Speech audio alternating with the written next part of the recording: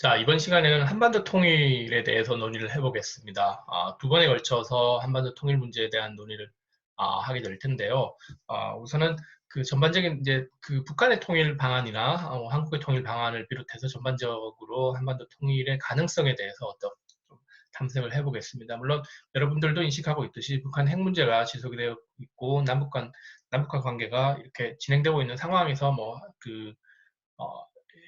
통일 문제는 쉽지 않은 그런 주제임에 틀림없습니다만은 사실 이 남북 관계가 진행되는 과정에서 그 통일 문제는 항상 지속이 되었죠. 7.3 남북 공동성명에서도 1972년이죠. 이 조국 통일 3대 원칙이라는 것이 논의가 되었는데 1991년도에 남북 기본 합의서를 합의할 때 또 이 부분에 대한 논의들이 있었죠. 그 7.3 남북 공동성명에 대한 이 조국 통일 3대 원칙을 다시 논의하는 것뿐만 아니라 이 남북 기본 합의에서는 그 이 통일 문제를 이런 쌍방 사이의 관계가 나라와 나라 사이의 관계가 아닌 통일을 지향하는 과정에서 잠정적으로 형성되는 특수관계라는 것을 인정한다고 하는 측면에서 논의를 했습니다. 평화 통일을 논의를 했지만 이 남과 북의 관계가 국가 대 국가의 관계가 아니라는 거죠. 즉, 그 남한이 북한을 국가로 인정하거나 북한이 남한을 국가로 인정하는 것이 아니라 통일을 지향하는 과정에서 이 남북한 관계는 상당히 그 과정에서의 특수한 관계라고 하는 것을 이야기를 합니다. 지금은 좀 과거에 그 북한에 갈 때 보면 이게 국경을 넘어가는 게 아니라 그냥 경계선을 넘어간다라고 이야기를 했었습니다. 그래서 출국 입국의 그런 개념이 아니라 그 출경 입경이라고 하는 그 개념을 썼었죠.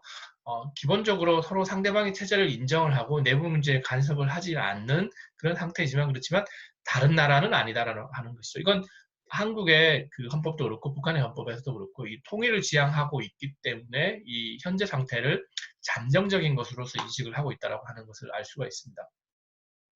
자, 2000년도에 제1차 남북 정상회담의 합의문인 6.15 공동선언에서도 이런 부분들이 논의가 되었습니다. 제1항에 보면 남과 북은 나라의 통일 문제를 그 주인인 우리 민족끼리죠. 우리 민족끼리, 자주적이라는 것을 이제 우리 민족끼리라고 하는 용어로서 사용을 한 겁니다. 서로 힘을 합쳐 자주적으로 해결해 나가기로 하였다라고 합니다. 그래서 북한이 2000년 남북 정상회담의 합의문 6.15 공동선언의 우리 민족끼리라고 하는 용어들을 굉장히 좋아합니다. 많이 중요시하면서 활용을 합니다. 이것이 우리 국제사회의 간섭 없이 우리가 자주적으로 하자라고 하는 어떤 그런 긍정적인 의미도 가지고 있지만 북한의 관점에서는 이 대남 정책을 함에 있어서 미국은 한미동맹이 있으니까요. 미국의 어떤 간섭이 있다, 그런 것들을 배제하고 남과 북이 해야 된다라고 하는 어떤 그런 의도로 많이 활용을 하고 있죠. 자, 2항에서 보면 남과 북은 통일을 위한 남측의 연합제안과 북측의 낮은 단계의 연방제안이 서로 공통성이 있다고 인정하고 앞으로 이 방향에서 통일을 지향시켜 나가기로 하였다라고 이렇게 설명을 하고 있습니다. 이 부분이 이후에 굉장히 이제 중요한 이슈가 된 것이죠. 북은 계속해서 조금 이따가 살펴보겠지만 북은 계속해서 이 연방제안을 논의를 해왔습니다. 그런데 이제 남측은 기존에 이제 1989년 이후로 국가연합제의 논의들을 해왔는데 이 둘 사이에 남쪽의 이 통일 방안과 북쪽의 통일 방안이 서로 공통점이 있다라고 하는 걸 인정을 하고 계속해서 그 부분에 발전시켜 나가면서 이제 통일 문제를 논의하겠다라고 하는 그렇죠. 이런 부분도 이제 계속해서 이후에 또 굉장히 많은 이제 영향을 미치게 됩니다. 자, 14선언에 보면 비슷한 또 통일에 관련된 부분들이 있습니다. 1항에서 보면 역시 6.15 공동선언에서 있었던 우리 민족끼리라고 하는 부분에 따라서 정신에 따라서 통일 문제를 자주적으로 해결해 나가겠다라고 하는 용의가 있고 2항에 보면 남과 북은 내부 문제에 간섭하지 않으면 내정 불간섭이죠. 남북관계 문제들을 화해와 협력, 통일에 부합되게 해결해 나가기로 하였다. 이 통일 문제가 여기도 나옵니다. 그래서 남과 북은 남북관계를 통일지향적으로 발전시켜 나가기 위하여 각기 법률적, 제도적 장치들을 정비해 나가기로 하였다라고 설명이 되어 있죠. 그런 관점에서 보면 이 1972년 7.3 공동성명 이후에 계속해서 지속되는 그런 남북의 합의문에서 이런 부분들이 드러나고 있다. 통일 문제가 계속해서 지속적으로 드러나고 있다는 것이죠. 잘 아시다시피 대한민국의 헌법에는 통일을 지향을 하고 있고요. 그죠? 한반도가 분단되어 있는 상황을 잠정적으로 생각을 하는 것이 북한 역시 북한의 영토 역시 대한민국 영토로서 이렇게 얘기를 하고 있습니다. 그래서 북한은 아직 미수복 지역이라고 하는 인식을 이제 가지고 있는 거죠. 북한도 마찬가지입니다. 남측에 대해서 대할 때는 그렇게 대하는 그런데 그런 관점에서 통일이라고 하는 부분들이 남과 북이 공유하는 부분이라고 얘기를 할 수가 있습니다. 쉽지 않은 주제이기는 하지만 남과 북이 통일을 지향하고 있다라고 하는 것은 서로 공유를 하고 있다라고 하는 것이죠. 그리고 우리의 서원은 통일이라고 하는 노래를 운동 경기를 하거나 남북이 공동으로 응원을 할 때 많이 부르는데 이제 남쪽에서도 부르고 북쪽에서도 부르죠. 그만큼 정서적인 관점에서도 남과 북은 이 분단되어 있는 것이 어색한 것이고 계속해서 통일을 해야 된다라고 하는 논의가 계속 지속이 되는 것이죠. 자, 그 2018년도에 문재인 대통령과 김정은 위원장 사이에 판문점 선언을 보면 자, 판문점 선언에서도 일항을 보면 남과 북은 남북관계의 전면적이고 획기적인 개선과 발전을 이룩함으로써 끊어진 민족의 혈맹을 잇고 공동 번영과 자주통일의 미래를 앞당겨 나갈 것이다 라고 하고 있습니다. 그래서 자주통일에 대한 이야기들이 여기 있죠. 그리고 1조 1항에 보면 남과 북은 우리 민족의 운명은 우리 스스로 결정한다는 민족 자주의 원칙을 확인하기 위해서 민족 자주 여기도 나오죠. 이 7.3 공동성명에서부터 나왔던 민족 자주의 원칙이 계속해서 이제 반복이 되고 있습니다. 자주적으로 한다는 거죠.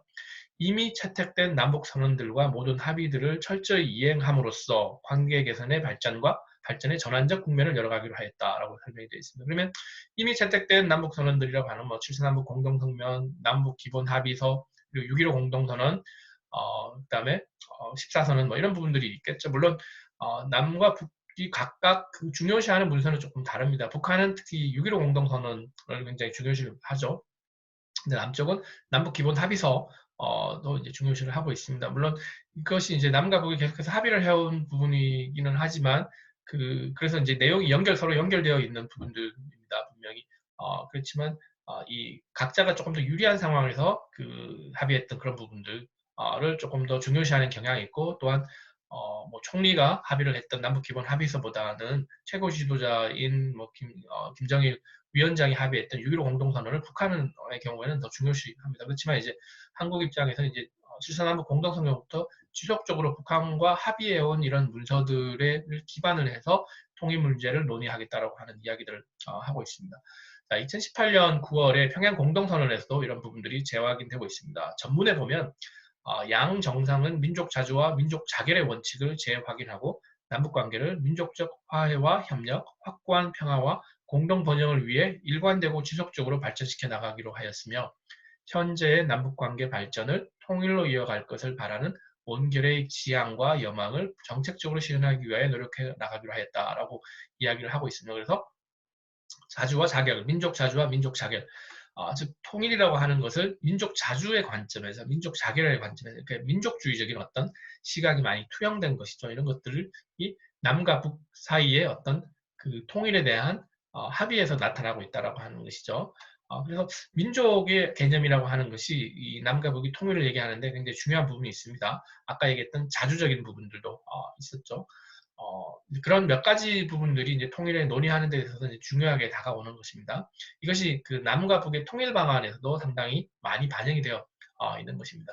그래서 이런 또한 남북 관계를 발전시켜서 통일로 이어간다라고 하는 인식이 있는 거죠. 특히 남한 정부, 한국 정부 같은 경우에는 1989년 노태우 정부 이후에 지속되어 왔던 민족 공동체 통일 방안 중간에 이름이 한번 바뀌기는 했지만 기본적인 생각 자체가 남북 관계를 발전시켜서 이후에 남북 연합 단계를 거치고 그 다음에 국가 통일로 완전한 통일로 간다라고 하는 인식을 가지고 있습니다. 그래서 이 남북 관계 발전이라고 하는 것이 이제 기본적인 토대가 된다라고 하는 그런 인식을 가지고 있습니다. 이런 부분들이 남과 북의 통일 방안에 이제 다 포함이 되어 있는 것이다라고 이렇게 볼 수가 있겠습니다. 자, 그래서 아까도 나온 것처럼 이 국가연합제와 연방제라고 하는 것이 남과 북의 통일 방안에서 굉장히 중요한 모습을 보이고 있다라고 하는 말씀을 드렸습니다. 그래서 그 부분을 조금 비교를 해보겠습니다. 우선 남쪽이 주장하고 있는 국가연합제라고 하는 것과 북쪽이 주장하고 있는 연방제를 이제 비교하는 것입니다. 국가연합제는 각 국가 정부가 독립된 주권을 보유한 상태라고 할 수가 있습니다. 그러니까 국가가 독립주권을 보유하는 것이죠. 남과 북이 만약에 국가연합제에서 통일을 한다면 남한, 북한이 독립주권을 가지고 있게 된다는 거죠. 그렇지만 연방제에서는 각 국가 정부가 주권을 중앙기구인 연방국가에 이양하여 하나가 되는 상태라는 거죠. 즉 연방제에서는 남과 북이 이 주권을 가지고 있지 않은 것이죠. 그러니까 각각 가지고 있는 것이 아니라 그 연방 국가에 이양이 되는 것이죠. 여러분들이 제일 쉽게 이해할 수 있는 것은 국가연합제는 유럽연합을 생각을 하게 됩니다. 유럽연합은 각 국가들, 영국, 프랑스, 브렉시트가 있기는 했지만 프랑스, 독일 뭐 이런 국가들이 보면 그 주권을 가지고 있지만 또 유럽연합을 통해서 힘을 합치고 있는 그런 모습이 것이죠. 완전히 통일되지는 않았지만 그 주권을 가지고서 서로 협력하고 있는 어떤 그런 상위의 그 권위체를 만든 것이라고 볼 수 있고, 연방제는 미국이나 구소련을 생각하게 됩니다. 뭐 구소련은 오래된 이야기니까 그 감이 잘 안 올 텐데, 미국은 각 주가 있죠. 그렇지만 주가 모여서 연방을 형성을 하지만 주권은 연방 정부에 있죠. 워싱턴 D.C.를 이제 중심으로 하는 그게 있는 이제 미국 연방 정부가 그런 주권을 행사를 그 이양을 행사를 하게 되는 것이죠.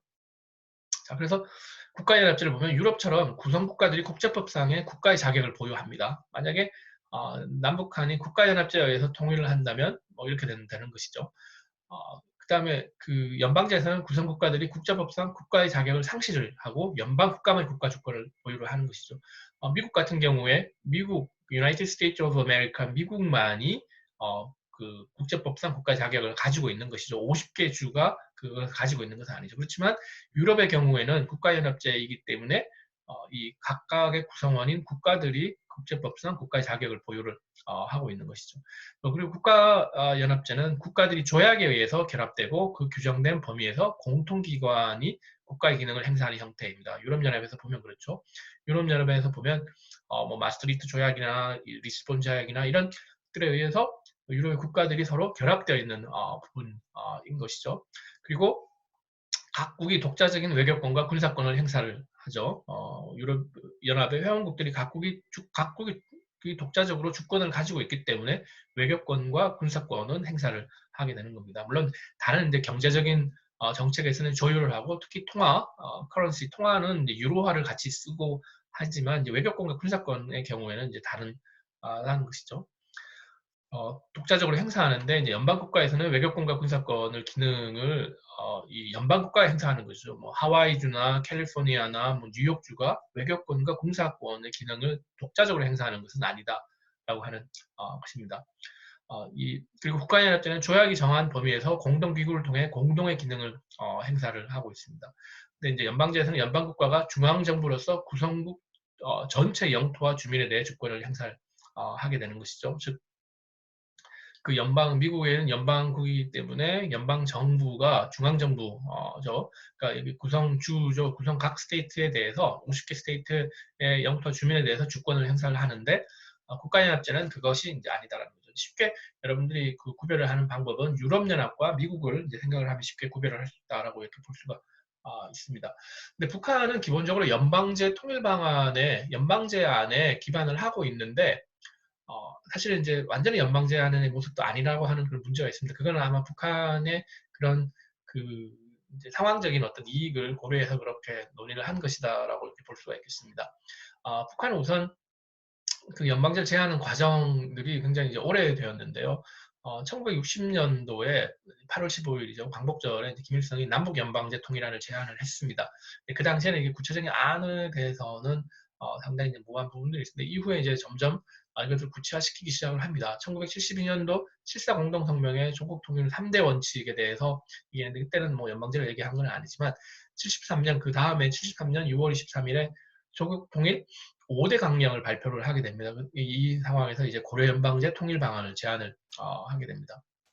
그리고 1980년 10월 12일에 6차 당대회가 있었는데 고려민주연방공화국 창립 방안을 제안을 하게 됩니다. 그 연방이라고 하는 용어들이 포함되어 있죠. 그리고 90년에 조국 통일 5개 방침이라든가 93년에 조국 통일을 위한 전민족 대단결 10대 강령이라든가 이런 부분들에서 모두 다 이런 것들이 나타나게 됩니다. 1973년도에 제안한 그 고려연방제에 보면 고려연방공화국이라고 하는 단일국호를 사용을 하고 연방공화국을 창설을 제의하고 있습니다. 단일국호로 또 유엔 가입을 제한합니다. 이건 뭐 연방제의 어떤 특성, 즉 미국이 가지고 있는 연방제의 특성을 가지고 있다고 볼 수가 있습니다. 당시만 해도 이제 북한이 남한에 비해서 어느 정도 상황적으로 이제 우위에 있다라고, 대륙이 우위에 있다고 이제 판단을 함으로 인해서 이제 이런 통일 문제를 주도하고자 하는 의도가 있는데, 나중에 되면 이제 북한이 조금씩 불리해지면서 이제 이런 논의들이 좀 바뀌게 되는 경향이 있습니다.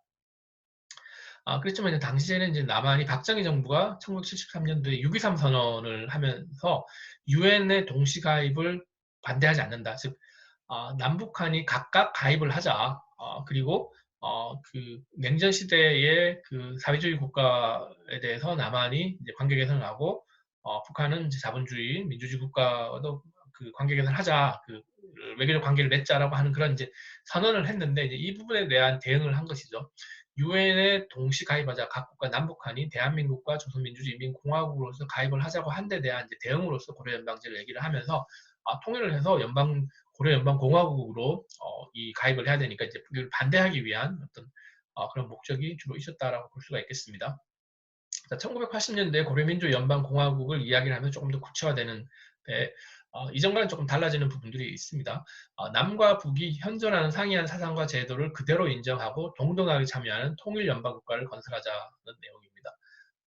이것이 그러니까 그 병렬적으로 이제 남과 북을 놓자는 것이죠. 그래서 이제 남북 동서의 대표를 뽑고 적당한 수의 해외 동포 대표로 해서 연방국가의 통일정부인 최고민족연방회의를 구성을 하는 것이죠. 그 안에 뭐 연방상설위원회를 조직하기도 하고, 남북의 지역 지도자 정부들이 그 남북의 지역 정부를 이제 지도를 하고, 정치, 외교, 군사, 연방국가의 전반적인 사업을 관장하는 이런 모습이 되어 있습니다. 그리고 남과 북은 연방 정부의 지도하에 지역 자치를 실시하는 그런 부분들이 있는데, 여기서 보면 이제 연방 정부가 외교권과 군사권을 이제 보유를 하고, 남북한 정부는 지역 자치 정부의 성격을 가지고 있는 것이죠. 그래서 이때 당시 이제 북한이 의도를 한 것은 연방제 통일 방안을 살리면서, 그래서 이제 그 주권은 사실상 고려 민주연방공화국을 가지고 가게 하면서 외교권과 군사권을 보유하게 하면서 어떤 북한 자체에서의 어떤 지역 자치적인 어떤 거의 뭐 주권적인 성격을 가지는 그런 것을 유지를 하고자 하는 의도였다고 볼 수가 있습니다. 그런데 이제 이런 모습들이 조금씩 바뀌게 됩니다. 2000년 6.15 공동선언 이후에 보면 북한은 이제 낮은 단계 연방제를 본격적으로 논의를 하게 됩니다.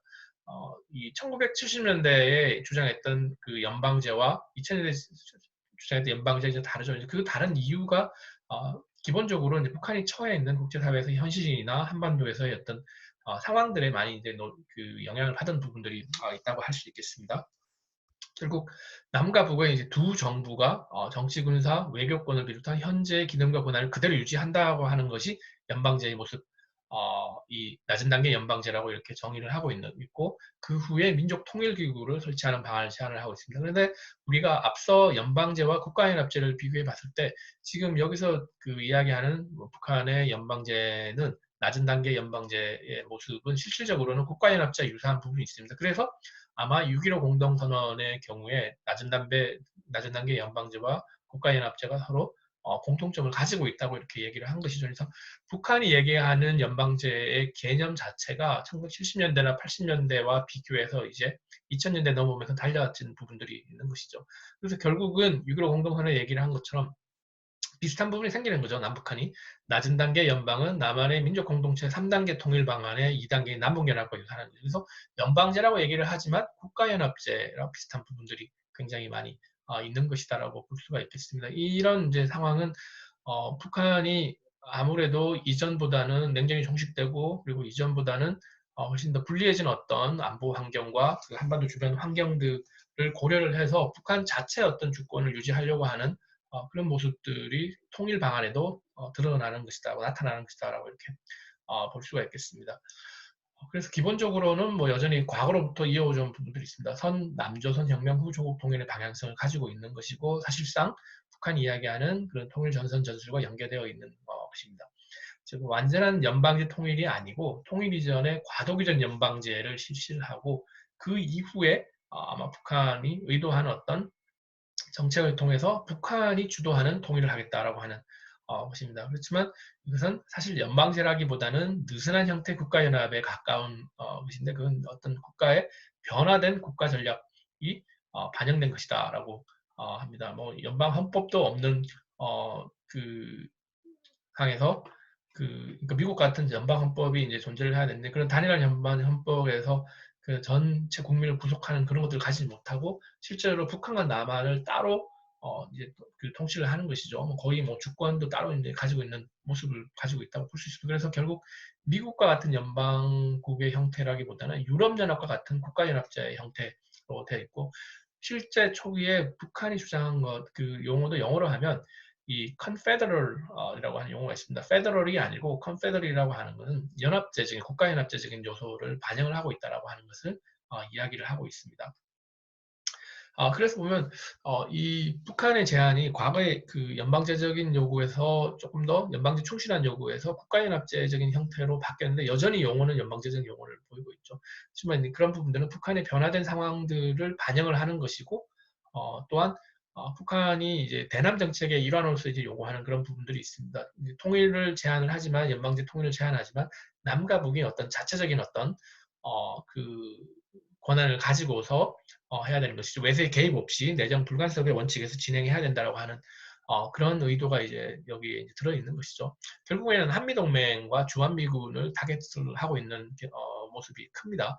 남한에서 미군이 철수되고 미군 철수 이후에 이제 군축을 시행하자고 요구를 하고 그리고 남한의 대외적 폐기를 할 것을 그 전제 조건으로 요구를 하고 있는데 이런 부분들이 사실 남한으로서는 한국으로서는 받아들이기 어려운 부분이죠. 이제 이것 자체가 북한이 대남 정책의 일환으로서 이런 것들을 논의를 하고 있다는 것을 이야기를 하고 있습니다. 특히 뭐 국가보안법이라든가 남한 내에서의 어떤 그 사회주의 정당, 그 북한 노동당의 옛날에 남노당처럼 그런 어떤 정당의 활동을 통해서 이 대남 정책의 일환으로서 이것을 논의를 하려고 하는 부분이 있고 또한 미국의 영향력을 한반도에서 제거함으로 인해서 이 그 한반도 내에서 북한이 조금 더 유리한 상황에 그걸 리드하려고 하는 모습이라고 볼 수 있습니다. 그래서 이제 우리가 이것을 이제 통일 전선 전술의 통일 방안에 그것이 통일 방안에 포함된 것이다라고 이야기를 하는 것입니다. 물론 북한도 이것이 현실화될 것이라고 하는 생각을 가지고서 진행을 하는 것은 아닐 겁니다. 다만 이것을 통해서 북한이 그뭐 레토릭 차원에서 이런 것들을 하면 북한의 주장을 얘기를 하고 그 남한을 견제하려고 하는 이런 부분들이 남한이 이야기하는 제안하는 통일 방안에 대해서 견제하려고 하는 그런 부분들이 많이 나타난다고 보겠죠. 북한의 관점을 보면 그 이념과 제도가 다른 두 체제가 하나의 국가에 존재한다는 것이기 때문에 비현실적인 방식이죠. 사실 연방제에서 보면 미국 같은 경우에도 각 주가 뭐 이념과 제도가 뭐 동일한 것이죠. 완전히 같지는 않지만 비슷한 거의 같은 그런 부분이죠. 그렇지만 연방제에서 이 이념과 제도가 다른 어떤 그 남북한이 하나의 국가로 형성하는 것은 이게 현실적이지 못한 어떤 방법이기 때문에 이건 이제 당시에 이제 그 북한이 가지고 있는 그 제도와 이념을 그대로 유지하려고 하는 어떤 그런 방편으로서 놓여져 있고요. 또한 그 민족 통일이라고 하는 것보다 국가 통일이라고 하는데 중점을 맞추면서 우리가 기존에 논의해 왔던 어떤 민족이라고 하는 관점에서 우리 민족끼리의 그런 원칙하고도 조금 다른 부분들이라고 얘기를 할 수가 있겠습니다. 자, 그러면 한국의 그 민족 공동체 통일 방안을 대해서 살펴보겠습니다. 북한의 뭐 연방제 통일 방안에 대해서 살펴봤으니까 그것과 비교를 하면서 어떻게 우리가 통일 방안이라고 하는 측면에서 남북한이 서로 비슷해질 수 있느냐라고 하는 것을 논의를 하는 것이죠. 1989년도에 노태우 정부가 그 한민족 공동체 통일 방안이라는 걸 제안을 했습니다. 그것이 이제 용어가 바뀌면서 이제 민족 공동체 통일 방안이라고 하는 그 한국의 공식적인 통일 방안이 되어서 거의 뭐 30년 이상 이런 그 통일 방안이 그 지금 한국 정부의 공식적인 통일 방안으로 되어 있습니다. 이 방안은 한반도 평화와 민족 통일을 우선으로 하는 점지적 통일을 추구를 하면 여기서 이제 한반도 평화와 민족이라고 하는 개념이 있고요. 그다음에 점지적 통일이라고 하는 개념이 있습니다. 이것 자체가 이제 남북연합이라고 하는 과도체제, 국가연합제의 관념인 것이죠. 이것이 포함된 것입니다.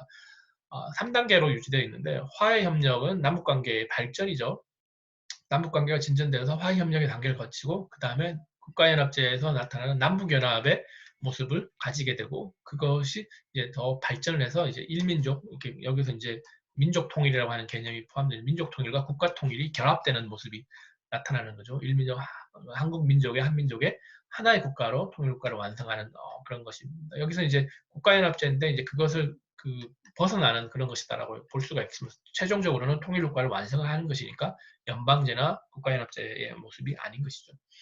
그 안에 이제 여러 가지 과도기구를 두는 것입니다. 그 남북연합을 하면서 남북 간 지역 정부는 유지를 하고 또 남북 정상회의를 개최하고 단순히 개최하는 게 아니라 제도화시키는 것이죠. 정기적으로 최고 결정기구로서 만들고 강요회의나 공동사무국도 만들고 평의회, 의회의 어떤 형태를 가지는 것을 만들고 이 통일 국가를 함에 있어서 통일헌법을 만들면서 민주적인 절차에 따라서 선거도 실시를 하고 그래서 통일정부와 통일국회를 수립을 하는 것이다라고 하는 거죠. 그래서 가칭 남북연합을 통해서 통일민주공화국을 달성을 하게 되는 것입니다. 그래서 한국의 민족 공동체 통일 방안은 민족의 개념이나 점진적인 평화적인 개념, 민주적인 개념을 포함을 하고 있으면서 이 국가연합제의 그 형태를 가지고서 논의를 한 것이죠. 그렇지만 국가연합제는 이제 단계적인 것이고 최종적으로는 하나의 국가로서 합의가 되도록 하기 위한 것이죠. 그래서 민족의 화합을 이루고 그다음에 결국에는 국가 통일을 하는 그 부분이죠. 그래서 북한과는 달리 국가 통일 이전에 민족의 통합을 요구를 하고 있습니다. 그래서 국가연합 단계에서 완전히 국가 통일이 이루어지지는 않았는데 그 단계에서 이제 민족의 통합을 추구를 하고 그 이후에 국가 통일을 얘기를 하는 부분이죠. 그래서 북한의 연방제와는 차이를 가지고 있는데 일종의 뭐 국가연합제라고 할 수는 있지만 북한의 낮은 단계 연방제라고 하는 것이 사실 국가연합제의 성격을 가지고 있기 때문에 형식적으로는 비슷한 측면들이 굉장히 많이 있습니다. 그렇지만 아무래도 이념이나 제도적인 차원에서 남과 북이 가지고 있는 차이가 있기 때문에 그런 부분들이 많이 반영이 된 것이다라고 봐야 되겠죠. 그렇지만 이 민족 공동체 통일 방안도 여러 가지 한계점을 가지고 있습니다. 사실 그 3단계라고 하는 것이 넘어서기 굉장히 어려운 부분들이 굉장히 많지 않겠습니까? 화해 협력 단계로 가는 것조차도 어려운데 그 다음 단계인 남북연합 단계로 가기는 얼마나 어렵겠습니까? 남북연합 단계로 가면 지역자치정부가 있지만 같이 남과 북이 같이 어떤 상당히 주권적인 요소가 많이 포함된 것을 해야 되기 때문에 합의를 해야 되기 때문에 쉽지 않은 부분이고 또 그 다음 단계에 완전한 일민족 일국가 통일국가로 가는 것도 쉽지가 않겠죠. 그래서 화해협력 단계는 1단계가 반드시 달성된다고 해서 2단계가 되는 것은 또 아니죠. 또 남북연합 단계 2단계가 된다고 해서 통일국가가 보장되는 것은 아니기 때문에 굉장히 어려운 가시밭길이 될 것이다라는 것을 이야기를 하고 있습니다. 그래서 상당히 그 현실적인 측면을 포함하고 있는 것 같지만 그렇지만 또 남북 관계의 현실을 고려했을 때 상당히 비현실적인 부분들도 상당히 있다라는 거죠. 결국 남한은 자유민주주의 체제이고 시장경제 체제이고 북한은 사회주의와 계획경제 체제를 고집하고 있는 상태에서 쉽게 되겠냐라는 것이죠. 북한은 사실 또 남한이 북한의 붕괴를 의도하고 있고 흡수통합을 의도하고 있다고 인식을 하고 있죠. 남한이 통일을 이야기하면 북한 정권 붕괴와 흡수 통일을 이야기한다고 하면서 반발을 하고 있죠. 또 남한 입장에서는 북한이 통일 얘기를 하는 것은 연방제적 통일을 논의를 하면서 이제 자기의 어떤 그런 그 정치적 의도를 드러내는 것이고 대남 통일 전선의 전술 전선의 그런 일환으로서 그 지향을 하는 것이고 시행을 하는 것이다라고 하는 그런 의심을 많이 가지고 있죠. 이제 그런 부분들의 문제들이 이 그 민족공동 통일 방안이 개념적으로는 좋지만 현실적으로 이행되기 어려운 어떤 모습들을 많이 나타내고 있다고 볼 수가 있습니다. 그리고 결국 보면 1980년대 후반에 구상된 방안이어서 현재 상황을 잘 반영하지 못하는 그런 부분들이 있습니다. 뭐 30년이 지나고 난 이후의 상황에서 1980년대 후반에 논의했던 것들이 그 가능할까라고 하는 부분이 있습니다. 그때 당시에 뭐 남북 간의 세력 균형의 모습도 상당히 다르고 국제 정세도 상당히 다른 모습을 가지고 있고 또 특히 그 남북한 사이에서 민족이라는 개념으로 가능할까? 공동체적인 개념이 어떻게 적용될 수 있을까? 그게 그 당시의 개념과 현재의 개념과도 다른 부분들이 많이 있어서 현실과 이념 사이에 어떤 차이점이 있는 것 같습니다. 그래서 통일이 되려면 상당히 많이 변화된 부분이 있어야 될 것 같습니다. 여전히 남북한 사이에서의 차이가 많기 때문에 그렇죠. 제도적으로, 이념적으로도 차이가 많고 주변 환경상에서도 인식에서도 차이가 많이 있기 때문에 북한도 변해야 되고 또한 한국도 변해야 되고 주변국도 변해야 되는 부분이 있죠. 또 주변국들이 인식하는 데 있어서 통일이라고 하는 것이 자국들에게 이렇게 도움이 안 되고 방해가 되는 것이다, 마이너스가 되는 것이다라고 생각을 하면 통일에 적극 협력을 하지 않겠죠. 그래서 통일 편입 구조를 변화시키는 것이 필요합니다. 아, 한반도가 통일되는 것이, 남북한이 통일되는 것이 이익이구나. 일본이 보기에도 이익이고, 중국이 보기에도 이익이고, 미국이 보기에도 이익이고, 러시아가 보기에도 이익이 된다는 인식이 필요한데, 그런 것들을 아직 잘 만들어내지 못했고, 우리 내부적으로도 보면 통일 비용이라고 하는 부분들이 훨씬 더 많이 각인되어 있죠. 통일을 하면 이익이 된다는 것보다 통일이 되면 손해가 되고 비용이 많이 든다라고 하는 부분들이 있기 때문에 상당한 어려움이 있는 것이고요. 또한 통일되면 그것 자체가 민주적인 과정을 따라서 이루어지는 것이다라고 하면 국민들의 생각이 중요하겠죠. 북한 지도자들의 그런 생각들도 필요하고 북한 체제가 성격이 변화되어야 되는 부분도 있지만 북한 주민들이 자유로운 의사를 반영하는 것도 중요하죠. 그것이 민주주의적인 통일 방안인 것이고 국제사회에도 거부할 수 없는 그런 것이겠죠. 예. 과거에 동독이 서독과 통일한다고 했을 때 동독 주민들이 선거를 통해서 통일을 하자고 얘기를 했던 것이니까요. 그런 과정에서 보면 북한 주민들이 원하고 남한 주민들이 국민들이 원하면 이 통일이라고 하는 것에 대해서 주변국들도 반대할 수가 없겠죠. 그래서 북한 주민들의 마음을 얻는 그런 대북 정책과 통일 정책이 중요하다고 이렇게 이야기를 할 수가 있겠습니다. 그래서 마지막으로 우리가 기존에 이제 민족 공동체 통일 방안에 뭐 민족 개념, 공동체 개념, 자주 무슨 뭐 민주 개념 이런 것들이 있는데 조금 다른 이제 통일 방안도 생각해 볼 필요가 있습니다. 뭐 다양한 학계에서 논의되었던 것인데요. 뭐 연성 복합 통일론이라든가 네트워크 통일 방안이라든가 이런 것들이 있습니다. 연성 복합 통일론은 이제 연성적인 성격을 가진다 그래서 단계적인 과정과 자발적인 참여가 중요하다라고 하는 것입니다. 그리고 복합적인 성격이라고 하는 것은 이 통일 국가라고 하는 것을 뭐 근대 민족 국가 형태에서의 그런 일민족 일국가의 모습으로 보는 것이 아니라 굉장히 중층적이고 복합적인 제도로서 볼 수가 있다라고 하는 것이죠. 이것은 이제 통일 과정에서 여러 가지 문제점들을 반영한 것이다라고 볼 수 있고 남과 북의 다른 어떤 모습들을 이야기를 하는 것일 수 있습니다. 따라서 이런 이제 탈근대적인 통일이라고 얘기를 합니다. 남북의 통합은 물론 남북을 넘어서는 통합일 수도 있다는 거죠. 가령 그 밑에 네트워크 통일 방안에서도 얘기하듯이 뭐 남북 통일을 지향을 하면서 우리가 근대적인 관점에서의 일국가 일민족의 그런 통일 국가를 이야기를 하지만 뭐 사실 유럽연합이 통합이 되는 것처럼 뭐 동아시아가 먼저 통합의 흐름이 있다면 그래서 실질적으로는 남북이 통합된 효과가 있다면 그것은 기본적으로 우리가 논의하고 있는 근대적인 통일 방안과는 조금 다른 것이겠죠. 그런 모습들이 네트워크 통일 방안에서도 이제 논의가 되는 겁니다. 동북아 국가들 간의 네트워크적인 관계가 강화된다면 그 안에 이미 많이 진행이 되고 있죠. 그 안에 북한이 포함된다면 우리가 단순히 그냥 근대적인 관점에서의 남북 통일만을 지향할 필요가 있을까? 물론 그것도 필요하겠지만 사실은 그보다 더 큰 어떤 그 틀을 만들어서 동아시아의 관계 강화를 하게 되면 남북한 관계 강화도 이제 통일을 한 것과 같은 그런 어떤 통합적인 효과를 가지고 올 수도 있으니까요. 물론 그 자체도 쉽지는 않습니다. 그래서 우리가 이런 부분들도 지향을 해야 되지만 또 근대적인 관점에서 통일 문제도 조금 더 논의를 하면 한반도가 여전히 국가 이익이 중요한 국제 정세에서 한반도에 통일된 코리아가 통일된 한국이 조금 더 이 국제사회에서 크게 자리매김할 수 있지 않을까라고 하는 그런 생각들을 해볼 수 있는데 그래도 이제 기존에 우리가 논의했던 뭐 연방제적 통일이나 그 민족 공동체 통일 방안과 다른 연성복합 통일론이나 네트워크 통일 방안론을 통해서 조금 다른 방식의 통일을 논의를 하는 것도 필요하다고 이렇게 생각을 할 수가 있겠습니다. 자, 오늘 그 통일에 대한 첫 번째 강의는 여기서 마치겠습니다. 감사합니다.